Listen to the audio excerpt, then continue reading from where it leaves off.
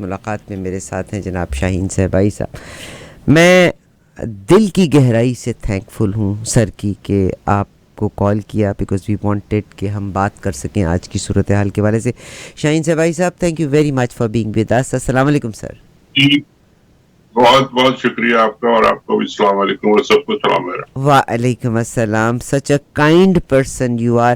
ابھی سر میرے ساتھ علی جاتے علی جا جیل خانہ جات کی ایک اعلیٰ پوزیشن کے اوپر لیڈنگ پوزیشن کے اوپر فائز تھے. اب یہ کینیڈا تشریف لے آئے ہیں.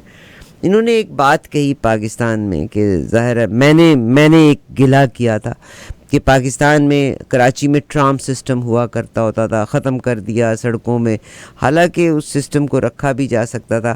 تو کبھی وہ ختم کر دیتے ہیں, کبھی انہی چیزوں کو چالو کر دیتے ہیں. تو انہوں نے کہا کہ اگر یہ پروجیکٹ بنتے ہیں تبھی ترقی ہوتی ہے, اور جب ترقی ہوتی ہے تو بیوروکریٹس کماتے بھی ہیں.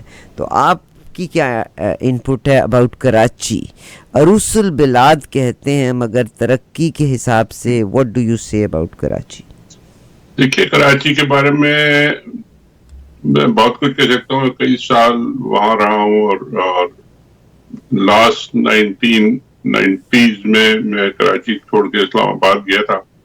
پورا 80s میں کراچی میں رہا ہوں. بہت اچھا تھا, بہت صاف تھا.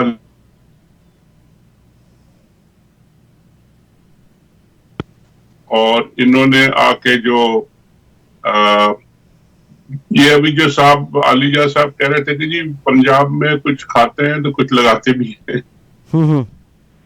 جو سندھ کی گورنمنٹ اور زرداری صاحب کی جو پالیسی ہے وہ یہ ہے کہ کھاؤ اور بھول جاؤ, اور جب وقت آئے تو بھاگ جاؤ.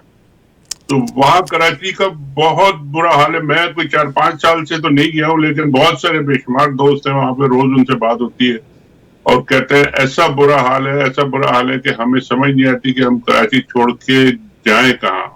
بے شمار بڑی بڑی کمپنیاں جو ہیں وہ لاہور اور پنجاب میں شفٹ ہو گئی ہیں.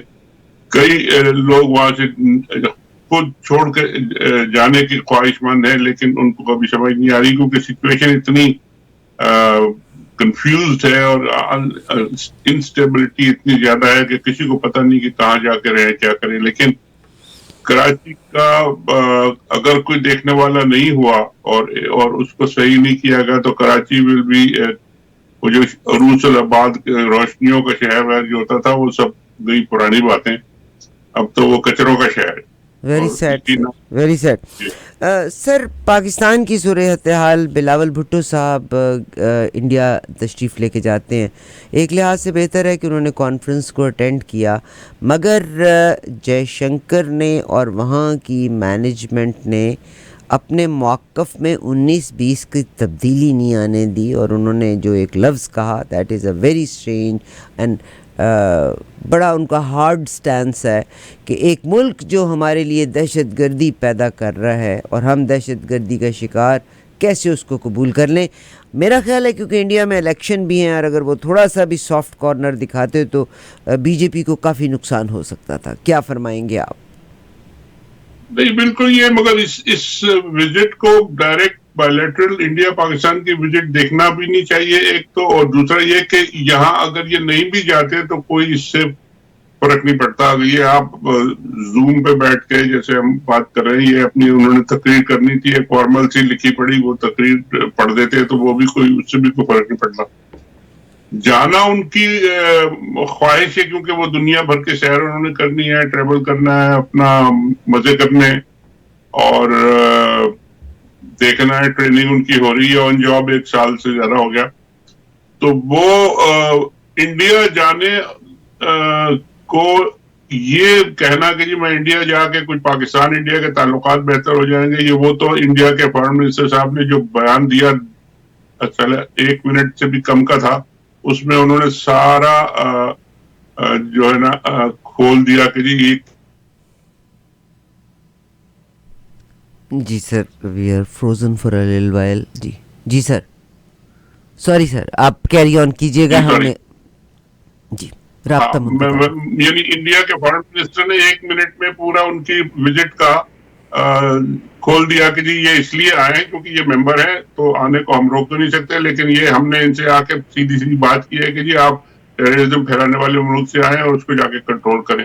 تو وہ انہوں نے پتہ نہیں اس کا جواب بھی نہیں دیا اور کیا کیا، اور وہ بہرحال وہ انڈر ٹرین ہی ہیں، ان کو اب زیادہ کچھ کہہ بھی نہیں سکتے ہم کہ آپ کیا کر کے آئے، لیکن ان کو نہیں جانا چاہیے تھا. یہ نقصان زیادہ ہوا ہے بجائے اس کے کہ کوئی فائدہ ہوتا. سر اب میں آپ کو پاکستان کی طرف لے کر کے چلتی ہوں کہ ایک جنگ جو ہے، اور آپ کی ہماری جو پارلیمنٹ ہے انہوں نے اپنی عزت کا بھی ایک قانون بنا دیا ہے کہ پارلیمنٹ کیا اگر کیا جائے گا تو بھی وہ سزا کا مستحق ہوگا. آج ہماری جو چیف جسٹس ہیں انہوں نے کہا کہ بڑی بڑی جنگوں کے دوران الیکشن ہوتے رہے. رشیا، ابھی آپ ٹرکی کی اگزامپل لے لیں، کتنا بڑا زلزلہ آیا جس نے ہلا کے رکھ دیا، مگر اس کے باوجود الیکشنز ہو رہے ہیں. اور آپ فنڈز اینڈ سیکیورٹیز کے معاملے کو اٹھائے ہوئے، کیا فرمائیں گے کہ عدلیہ کی پامالی اپنے عروج پہ ہے؟ what are the consequences in future؟ کہ عدلیہ کی پامالی اپنے عروج پہ ہے، لیکن یہ عدلیہ کے لیے بھی چیلنج بھی بہت اپنے عروج پہ ہے. عدلیہ اپنے آپ کو اپرائٹ اور ایسرٹ کرنے کا موقع بھی یہ ان کے پاس اپنے عروج پہ ہے. اگر ججز حضرات اپنی پوزیشن پہ کھڑے رہے اور انہوں نے جو کانسٹیٹیوشنل ان کے رائٹس ہیں ان کو ایسرٹ کیا، اور جو جس کو بھی سزا دینی ہے، جس کو بھی بلانا ہے، جس نے یعنی ان کی بات نہیں مانی، اس کو بلائیں، وہ اس کو کھڑے ہو کے کنفرنٹ کریں، اس کو سزا دیں، تو ان کی عزت میں بہت اضافہ بھی ہو سکتا ہے. لیکن یہ کہ بہت کوشش ہو رہی ہے کہ جی ان کو دبا دیا جائے، پریشر ہر طرف سے، گالی گلوچ ہو رہا ہے. لیکن جو ابھی یہ جو ہیئرنگ ہوئی تھی، آج شاید ہوئی تھی اسلام آباد میں، تو اس میں تو جج صاحبان نے بڑے کلیئرلی کہا کہ جی ہم نے بڑے پیشنس کے ساتھ ہر بات سنی ہے اور ہر بات ہم نے نوٹ کی ہے، لیکن ہم نے جواب خود نہیں دیا، اس لیے کہ ہم آپ کے پولیٹیکل ڈائلاگ اور پولیٹیکل ڈسکورس میں ہم نہیں انٹر ہونا چاہتے. یہ آپ کا کام ہے، آپ جائیں بات کریں، نہیں کریں، مذاکرات کریں، نہیں کریں، یہ آپ کریں، لیکن ہم صرف لیگل اور کانسٹیٹیوشنل پوائنٹس میں اپنے آپ کو رکھیں گے. اس کا جواب آپ کو دینا پڑے گا. اگر آپ نہیں دیں گے تو اس کی حکومت داری کرنے پہ آپ کو اس کے جو بھی کانسیکوینسز ہیں وہ فیس کرنے پڑیں گے. تو یہ بڑی ایک اچھی بات تھی اور صحیح بات انہوں نے کی ہے، اور اس کا جواب میرا خیال ہے 1-2 دن میں اب آئے گا، اور وہ میرا خیال ہے عدلیہ اپنے آپ کو ایسرٹ کرے گی اور اپنی عزت کا خود دفاع کرے گی. وہ کرنا بھی چاہیے. بلکہ چیف جسٹس نے یہ کہا کہ آئین کے مطابق اپنے فیصلے پر عمل کروانے کے لیے ہم آئین کا استعمال کر سکتے ہیں. ویئرز آپ کی پارلیمنٹ کے خاص طور پہ خواجہ آصف یہ کہتے ہیں کہ پارلیمنٹ کے انڈر آتی ہے عدلیہ، تو کیسے وہ رول کر سکتی ہے پارلیمنٹ؟ دیکھیے، پارلیمنٹ کے اندر عدلیہ اس طرح تو پارلیمنٹ کے اندر ہر چیز آتی ہے، آئین ہی پارلیمنٹ نے بنایا، ٹھیک ہے، لیکن جب آئین بن گیا، سب نے ایگری کر لیا، سائن کر لیا، تو پارلیمنٹ کے اوپر بھی کچھ قاعدے قوانین ہیں، اور اس میں لکھا ہوا ہے کہ جی اپنے آپ کو پارلیمنٹ کیسے آپریٹ کرے گی، کیسے بہیو کرے گی، کیا اس کے رولز ہیں.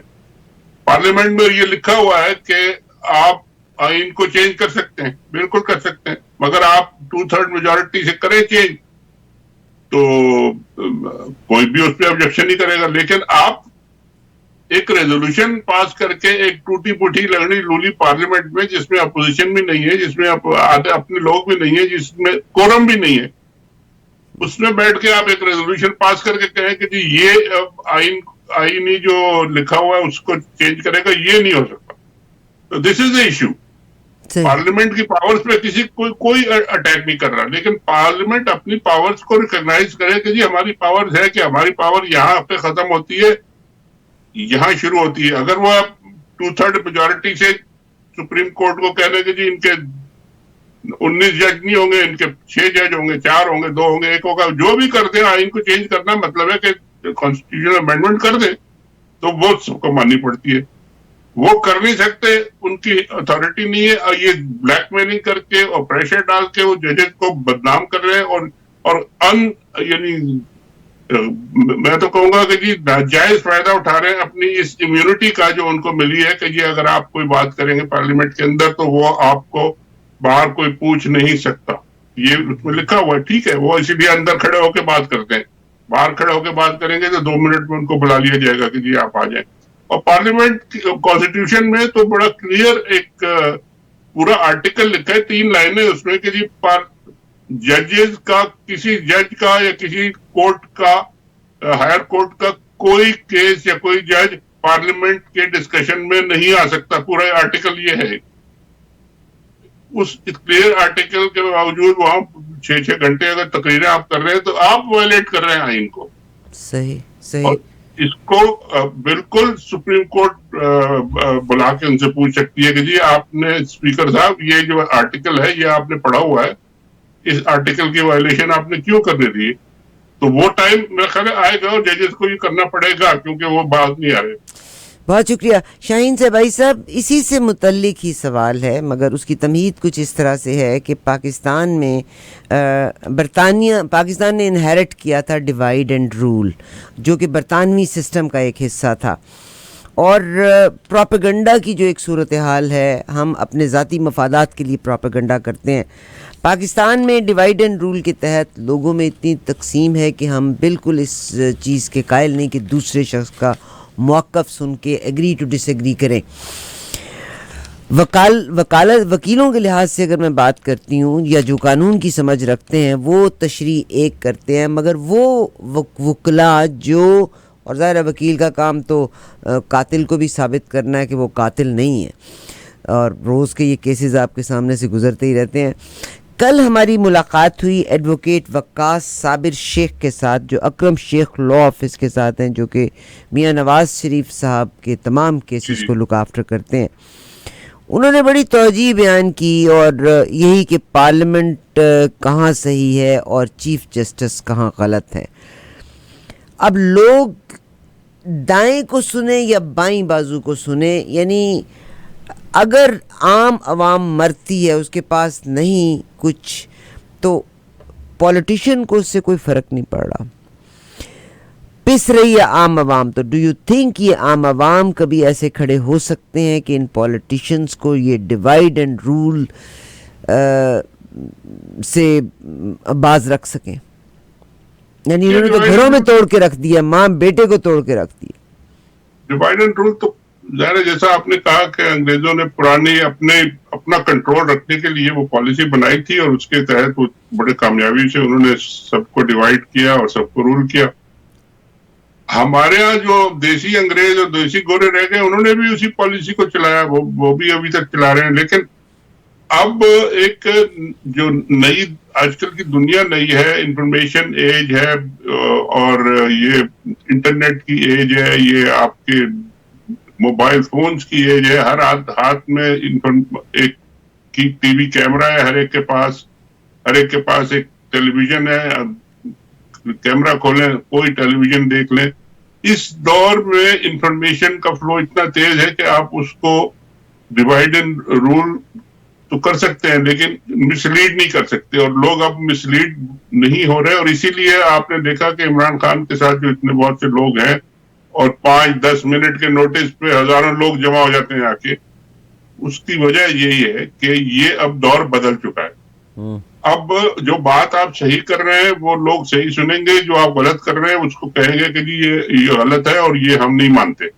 اور مگر ہماری اسٹیبلشمنٹ جو ہے وہ ابھی تک اس بات کو ماننے کے لیے تیار نہیں ہے کہ ہم ڈنڈے کے زور پہ سب کو منا لیں گے اور ڈنڈے کے زور پہ ہم سب کام کر لیں گے. وہ ڈنڈے کے زور والا کام جو ہے نا, وہ پہلے تو بہت سارے ڈکٹیٹرز کر چکے ہیں, لیکن اب وہ نہیں ہو سکتا. اور اب یہ ان کی غلط فہمی ہے اگر وہ یہ سمجھتے ہیں تو لوگ تو اب میرا خیال ہے ایجوکیٹ ہو گئے, بہت اویئرنیس آ گئی ہے. اور اسی لیے آپ دیکھ بھی رہے ہیں کہ یہ جو تھرڈ ایک پارٹی نکلی ہے پاکستان میں, تو 2 پارٹی سسٹم تھا, یا تو وہ تھے شریف تھے یا پیپل پارٹی تھی. وہ تو ایک دوسرے کو گالی گلوچ, وہ آپس میں لڑتا جکڑنا لوٹ مار سب ہوتی تھی. اب بیچ میں ایک تھرڈ عمران خان صاحب آ گئے اور وہ بڑی ایک فورس بن گئے. تو انہوں نے یہ جو ایک ڈسٹرب کیا سسٹم کو، یہ ابھی تھوڑا جب سیٹل ہوگا تو یہ میرا خیال ہے بہتر ایک جگہ پہ جا کے سیٹل ہوگا، کیونکہ اس میں تھوڑی بہت ویلیوز بھی ہیں، تھوڑی بہت پرنسپل بھی ہیں، اور لوگوں کو انفارمیشن بھی ہے، اور انہیں یہ بھی پتا ہے کہ کیا کرنا ہے اور کیسے کرنا ہے. ابھی ریولوشن نہیں آ رہی، لیکن ریولوشن کی طرف تیاری ضرور، یہ تیاری ضرور ہو رہی ہے. لیکن آپ ایک بات دیکھ لیں کہ پچھلے 1 سال میں جب سے یہ عمران خان کے پیچھے پڑے ہیں، ان کی پارٹی ایک ممی ڈیڈی برگر پارٹی سے اب وہ فائٹنگ وارئر والی پارٹی بنتی جا رہی ہے. لوگ کھڑے ہو کے لڑتے ہیں، لوگ کھڑے ہو کے ریزسٹ کرتے ہیں، لوگ کھڑے ہو کے پیٹرول بم واپس پھینکتے ہیں، ٹیئر گیس واپس پھینکتے ہیں، اور یہ لڑائی چل رہی ہے. اور یہ بڑا ایک چینجنگ فیکٹر ہے. اس کی وجہ سے بہت سارے کام جو وہ کرنا چاہتے تھے اسٹیبلشمنٹ پولیس والے، وہ نہیں کر سکے. تو یہ اب آہستہ آہستہ یہ پارٹی بھی ایک مضبوط فورس، فزیکل فورس بھی بنتی جا رہی ہے. ایک پولیٹیکل فورس تو ہے یہ. تو یہ چینج میرے خیال ہے آ رہا ہے، اور یہ بہت اچھی بات ہے پاکستان کے لیے کہ یہ آ رہا ہے. انشاءاللہ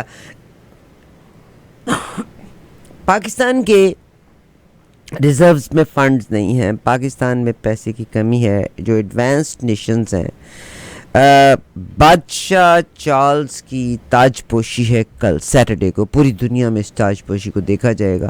میں کینیڈا میں رہتی ہوں، میں کینیڈا کو ریپرزینٹ کروں تو ہمارے جسٹن ٹروڈو تشریف نہیں لے کے جا رہے. آج وہ ایک گروپ کا اناؤنس کر دیں گے اور وہ گروپ جائے گا. حالانکہ کینیڈا آپ کو پتہ ہی ہے کہ ہمارے ڈالر کے نوٹ کے اوپر بھی کوئین کی تصویر ہے، اور ہمارا کیا تعلق ہے.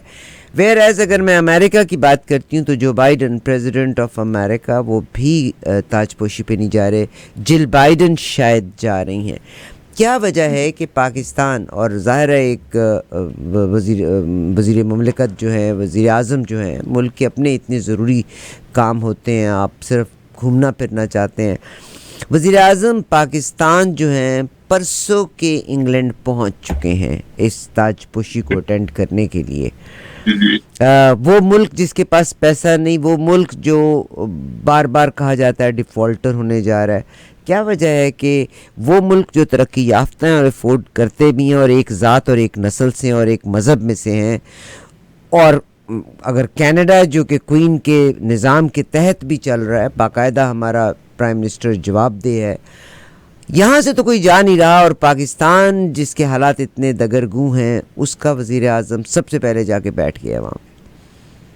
دیکھیے یہ تو عام سی بات ہے کہ ٹوکن ریپرزنٹیشن ہوتی ہے. اس قسم کے جو سیریمنیز ہوتی ہیں، یہ سب کو دنیا کو پتا ہے کہ انہوں نے کنگ بننا ہے، ان کے سر پہ تاج رکھا جائے گا.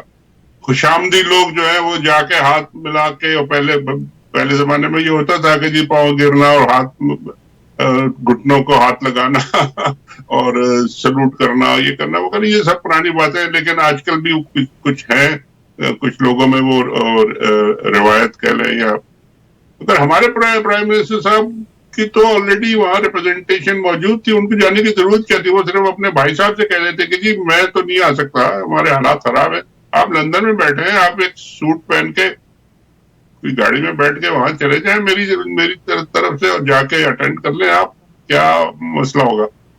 مگر یہ کہ ہو سکتا ہے انہوں نے کوشش بھی کی، اور ہو سکتا ہے انہوں نے اجازت نہ دی ہو کہ جی آپ ایک کنوکٹ ہیں، کارڈر ہیں، اور یہاں آ کے بیٹھے، تو ہم آپ کو اجازت نہیں دیتے اس سیریمنی میں آنے کی، تو انہیں جانا پڑا. مگر یہ کوئی ضروری نہیں تھا. یہاں 5 دن کے لیے میں نے سنا گئے، 2 دن تو ہو گئے، 3 دن اور رہیں گے. وہ اپنے جہاز ان کے خدمت میں وہاں کھڑا رہے گا.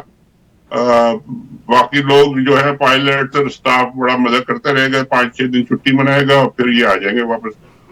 تو افسوسناک بات ہے یہ.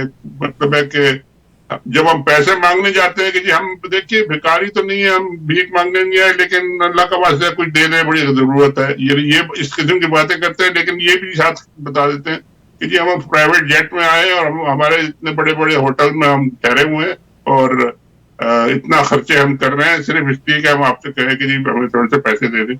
مطلب شرم کی بات ہے، اور پورے ملک کو شرم آتی ہے، ہر ایک کو شرم آتی ہے.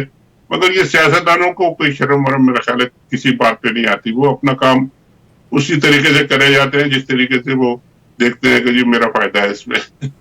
بہرحال بہت شکریہ سر، بہت شکریہ. کچھ اور آج آپ ایڈ کرنا چاہتے ہیں؟ جناب عمران خان صاحب نے کل کال دے دی ہے سپریم دیکھیے کورٹ کے فیور میں. دیکھیے عمران خان صاحب کا ابھی کام میرا خیال ہے بہت ابھی مشکل بھی ہے، ابھی لمبا بھی ہے. اور یہ سپریم کورٹ تو ایک اب انہوں نے جو گورنمنٹ نے سپریم کورٹ سے معذرائی لی ہے، ڈائریکٹ ایک کنسلٹیشن کر لی ہے.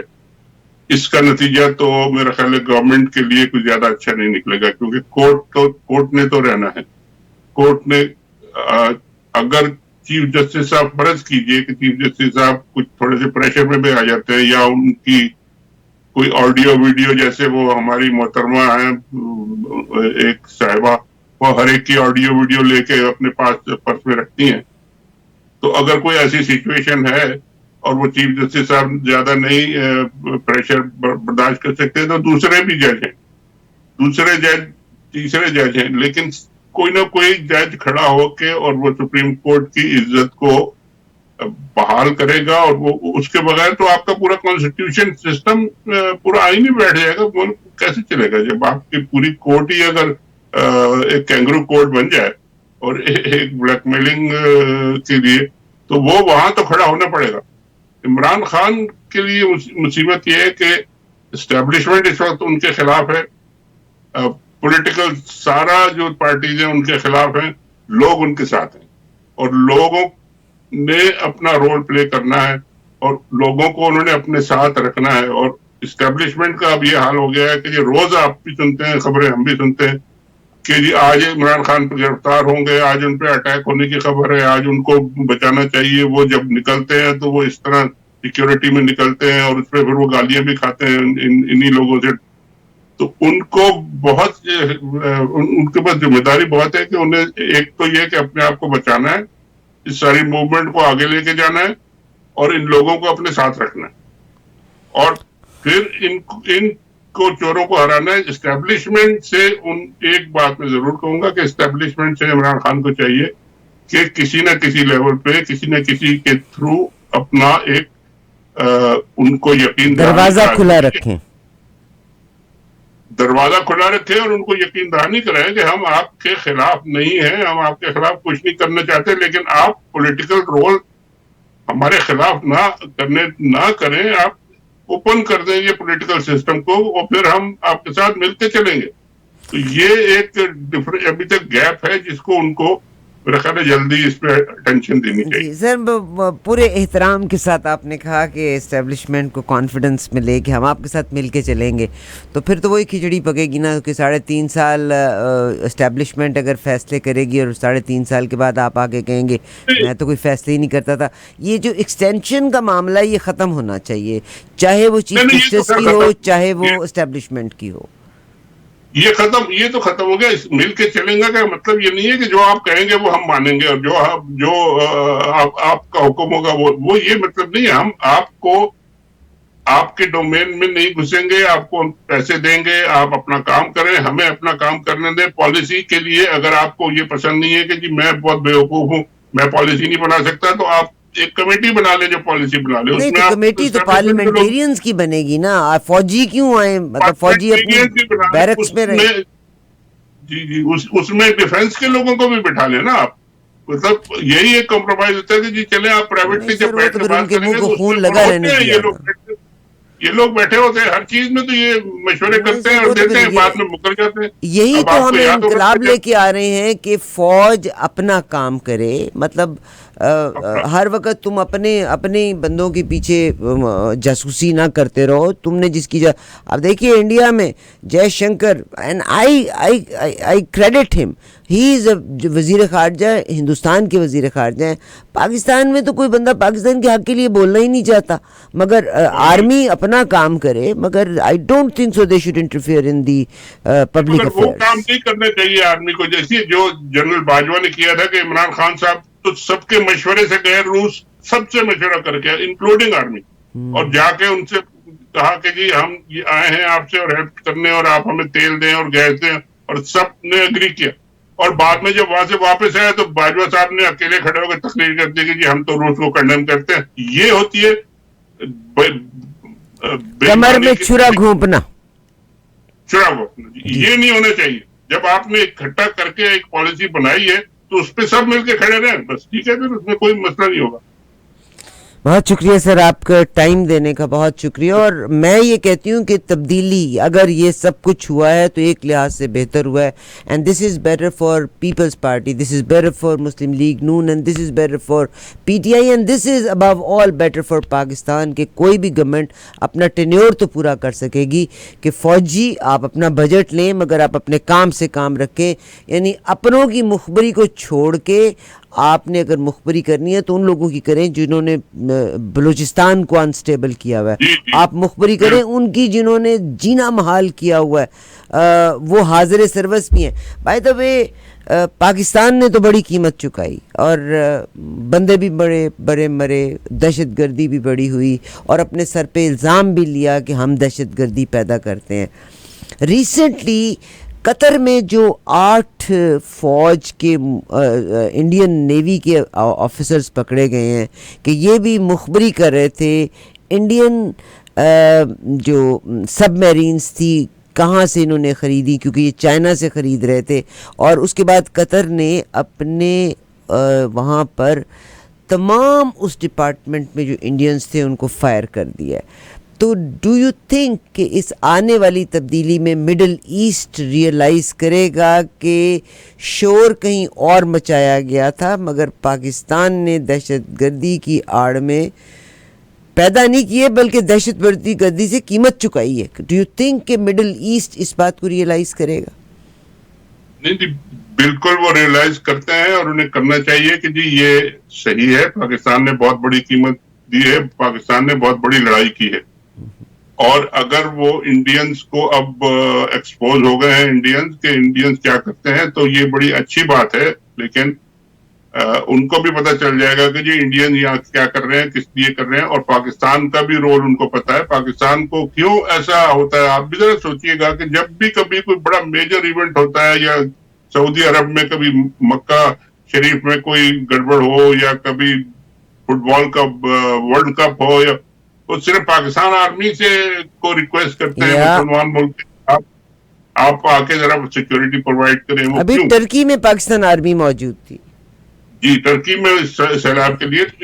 इनका ये काम बिल्कुल जाके करते हैं, प्रोफेशनली करते हैं, और बीच में इंटरफेरेंस और बीच में वो नहीं करते, जासूसी वगैरह वो नहीं करते. ये तो बिल्कुल ठीक है और इसी तरह होना चाहिए. पाकिस्तान के अंदर भी इनको यही करना चाहिए, अपना काम करें.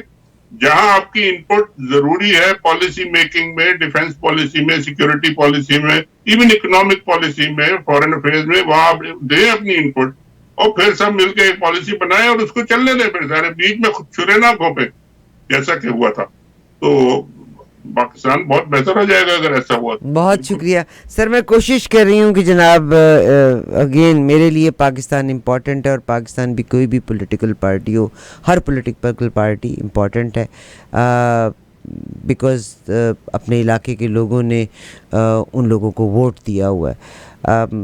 MQM के लीडर जो हैं उनसे उनके एक रीसेंट इंटरव्यू के बाद I am trying my level best कि हम उनसे आपकी बातचीत करा सकें, उनका मौक़िफ़ आपके साथ शेयर कर सकें.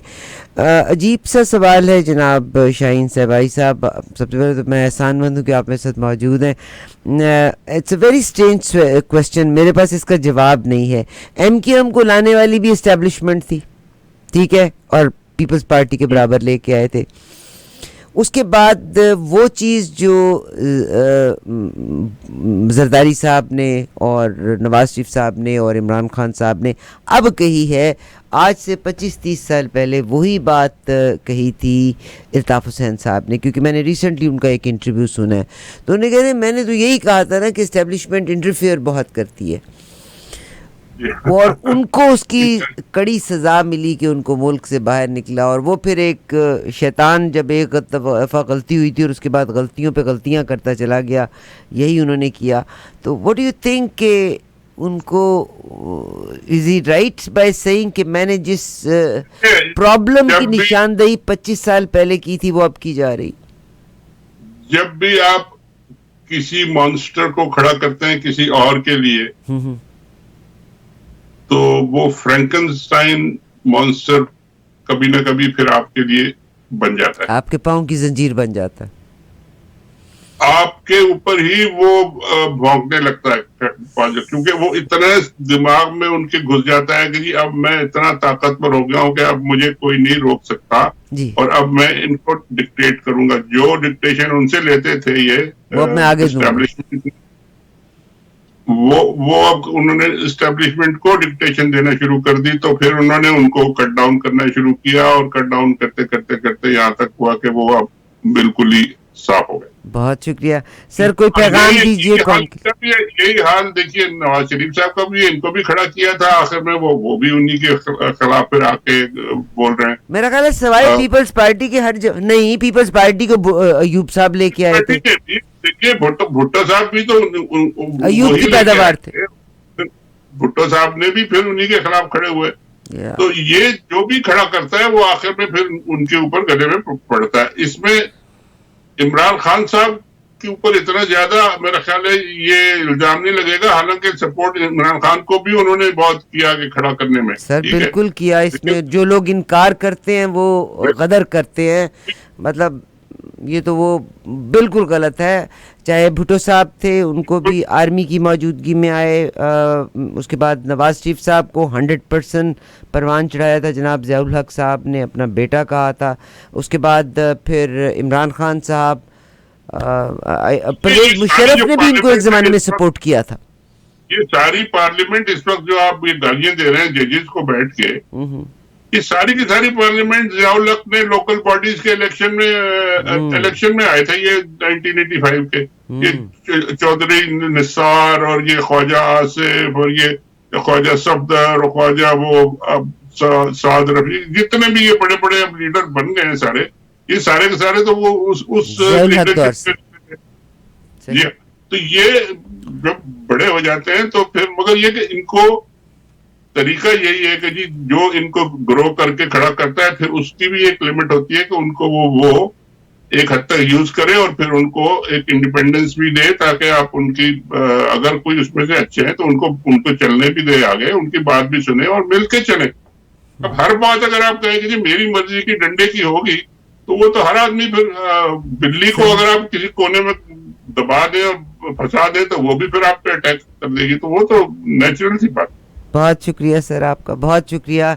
मुझे एस्टेब्लिशमेंट पे भी तरस आता है कि न जाए मानदन न पाए रफ्तन के, एक तरफ उनको पीडीएम वाले खींच रहे हैं, एक तरफ उनको वो खींच रहे हैं, किसका साथ दें और किसका ना साथ दें।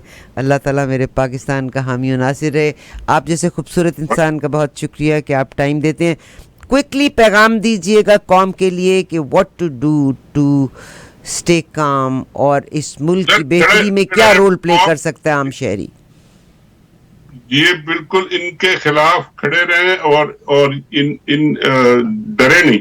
अब ये डर जो बहुत ज्यादा डर निकल गया है, इन्होंने बहुत डरा दिया, सबको डरा दिया, लेकिन डरे नहीं, इसका बहुत असर हो रहा है। खड़े रहे और ये लड़ते रहे और इस लड़ाई में आप ही जीतेंगे और लोग जीतेंगे, क्योंकि अब लोग बहुत अवेयर हो गए और लोगों के पास बहुत से हथियार भी आ गए हैं, बहुत हथियार आ गए हैं, यानी पहले तो कोई थे ही नहीं। इसलिए ये लड़ाई आप जीत सकते हैं और आप इतनी हिम्मत भी नहीं है एस्टेब्लिशमेंट की, वो डंडे वालों की, कि वो आपको हटा के और खुद बैठ जाए आके। अब वो दिन भी नहीं रहे अब, तो इसलिए ये लड़ाई जीतने की है। बहुत शुक्रिया जनाब शाहीन सहबाई साहब, जिस हथियार का आप जिक्र कर रहे हैं और वो सबसे स्ट्रॉन्गेस्ट हथियार है कि आप में से हर शख्स के हाथ में एक आईफोन है, आईफोन में एक कैमरा है और उसमें माइक भी है। सो अगर कुछ गलत होता है तो विदाउट एनी ऑल्ट्रेशन आप उसको पब्लिसाइज कर सकते हैं। This is the strongest tool and असला इन योर हैंड्स। बहुत शुक्रिया सर आपकी मौजूदगी का। Thank you ma'am. एहसान